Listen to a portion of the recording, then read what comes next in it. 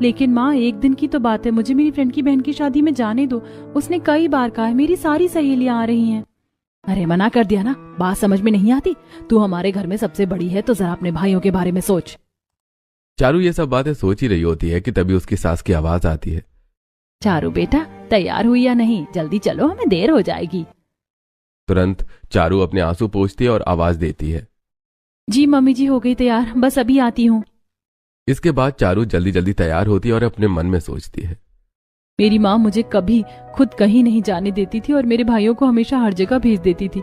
जब भी किसी की शादी होती थी तो मेरे सभी भाइयों को कपड़े दिलाए जाते थे, लेकिन मुझे कभी भी कुछ नहीं दिलाया गया। लेकिन मेरी सास को देखो, वो तो अपने बेटों से भी ज्यादा मुझे मान रही हैं। इसके बाद चारू जल्दी जल्दी तैयार होकर अपनी सास के साथ बाजार जाती है और बाजार में, चारू बेटा देख, ये जैकेट तेरे ऊपर कितनी अच्छी लग रही है और ये स्वेटर तो देखकर ऐसा लग रहा है कि तेरे लिए ही बना है। हाँ भाभी देखो ना, ये शॉल कितनी सुंदर लग रही है, आपके ऊपर कितनी अच्छी लगेगी। आप और माँ दोनों एक एक से कलर की ले लो, फिर दोनों एक जैसे लगोगे। लेकिन मम्मी जी, हम तो यहाँ पर भैया की शॉपिंग करने के लिए आए हैं ना, लेकिन आप तो मुझे एक कपड़े दिलाए जा रही हो। अरे उन्होंने तो ले लिए, उन्हें केवल वुलन चाहिए थे। और फिर बेटियों का हक तो हमेशा बेटों से ज्यादा होता है। तुम्हें जो भी पसंद हो तो मुझे बता दो, हम खरीद लेंगे।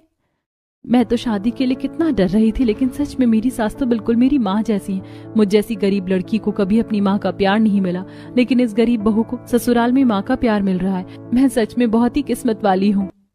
अरे आप लोगों की शॉपिंग हो गई हो तो फिर हम कुछ खाना खाने के लिए चलें?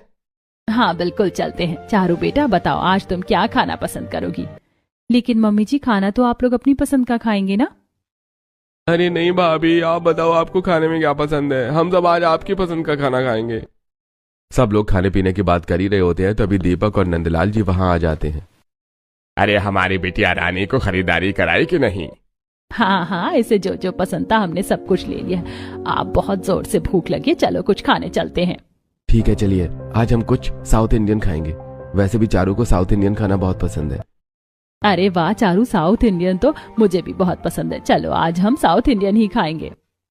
इसके बाद सभी लोग रेस्टोरेंट जाते हैं और वहां पर इडली डोसा वाला साउथ इंडियन खाना खाकर वापस घर लौट आते हैं। इसी तरह ससुराल में चारू के कुछ और दिन बहुत खुशी से बीतते हैं।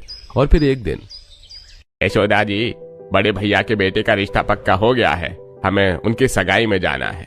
ठीक है, बताइए कब की सगाई है, हम लोग तैयार हो जाएंगे। लेकिन उनके यहाँ से केवल 4 लोगों का इनविटेशन आया है, तो पहले ये बताओ कि हमारे घर से जाएगा कौन कौन?